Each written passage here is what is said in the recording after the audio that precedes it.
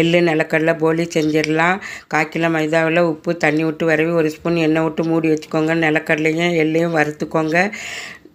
நிலக்கடலையில் உள்ள தோலியை எடுத்துக்கிடுங்க. இப்போ 100 நிலக்கடலைக்கு 50 நாட்டு சக்கரை போட்டு திரித்து வச்சுக்கோங்க. அதேமாதிரி எள்ளு நல்லா படபடன்னு பொரிஞ்ச மாதிரி அதே மாதிரி வறுத்துக்கிட்டு 100 எள்ளுக்கு 50 நாட்டு சக்கரை போட்டு திரிச்சிக்கோங்க. இப்போ எள்ளு பொடியையும் நிலக்கடலை பொடியும் நல்லா மிக்ஸ் பண்ணிக்கோங்க. ஏலக்காய் பொடி போட்டுக்கோங்க. தண்ணியை நல்லா தரன்னு கொதிக்க வச்சு 5 டீஸ்பூன் போட்டு நல்லா மிக்ஸ் பண்ணிக்கோங்க. இப்போ உருண்டையாக உருட்டிக்கோங்க. உருண்டை அமுங்கணும், நல்லா சாஃப்டாக இருக்கணும். இப்போ எல்லா எள்ளு உருண்டையும் உருட்டியாச்சு. மைதா கலவையிலேருந்து ஒரு கலவை எடுத்து இலையில் எண்ணெய் தடவிட்டு மைதாவை தட்டி அது மேலே எள்ளு உருண்டையை வச்சு பூரியாக திரட்டிக்கோங்க. இப்போ கல் ஹீட்டாகிட்டு இப்போ போலியை போட்ட இடத்துல 2 பக்கமும் சுட்டு எடுத்துக்கோங்க. எண்ணெய் விட வேண்டாம்.